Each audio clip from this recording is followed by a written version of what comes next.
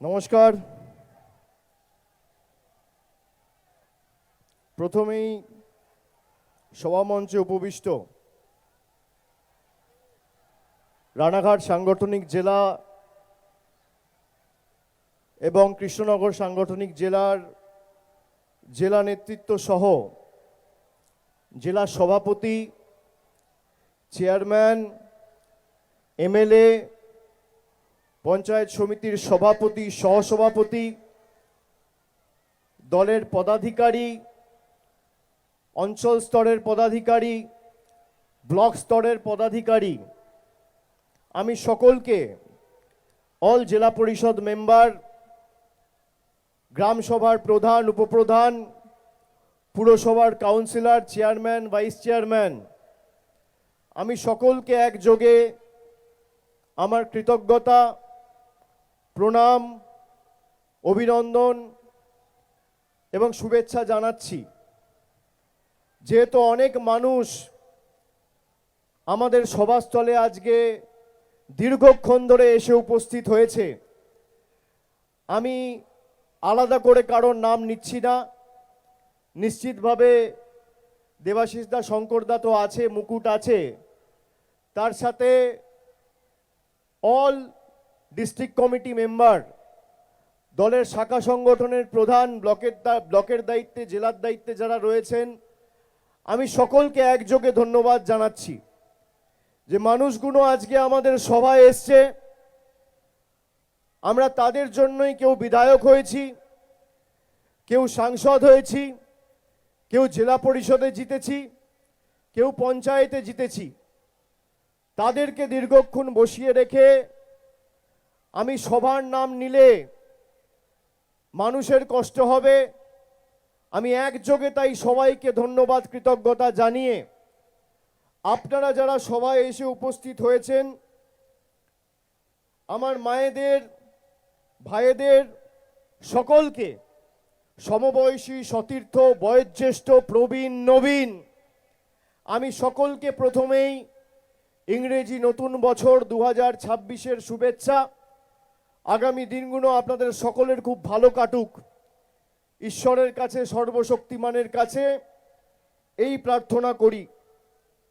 শ্রী চৈতন্য মহাপ্রভুর স্মৃতি বিজড়িত নদিয়ার এই পবিত্র মাটিতে এসে এই শুভক্ষণে আপনাদের সামনে দু চার কথা বলার সৌভাগ্য আমার হয়েছে।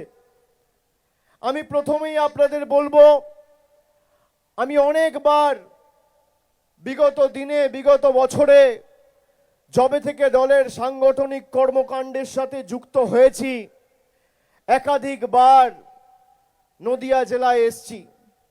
রানাঘাটের বিভিন্ন প্রান্তে, কৃষ্ণনগর সাংগঠনিক জেলার বিভিন্ন প্রান্তে, বা ওদিকে বনগাঁর বিভিন্ন জায়গায় একাধিকবার আমি গেছি। যে স্বতঃস্ফূর্ততা, যে ভালোবাসা, যে আশীর্বাদ, যে কৃতজ্ঞতা, যে স্নেহের ঋণে আজকে আপনারা আমাকে আবদ্ধ করেছেন, আমি এই মাটির কাছে চিরঋণী। এবং যে উৎসাহ আমি আজকে এই সভায় দেখছি, যতদূর চোখ যাচ্ছে মানুষ আর মানুষ, যে সংখ্যায় মানুষ উপস্থিত হয়েছে তার দ্বিগুণ মানুষ এখনো রাস্তায়, গাড়িতে অপেক্ষা করছে, সভাস্থলে এসে পৌঁছাতে পারিনি। এই সভাস্থলে আজ থেকে 15 দিন আগে দেশের প্রধানমন্ত্রী, বিজেপির সর্বময় নেতা নরেন্দ্র মোদীর সভা করার কথা ছিল। আমরা সেই সভাস্থল বেছে নিয়েছি, তার কারণ যে সভাস্থলকে ভরাতে গিয়ে বিজেপির পার্শ্ববর্তী জেলা উত্তর 24 পরগনা, মুর্শিদাবাদ, বর্ধমান থেকে লোক এনে সভাস্থল ভরতে গিয়ে নাকানি চোবানি খেতে হয়েছিল।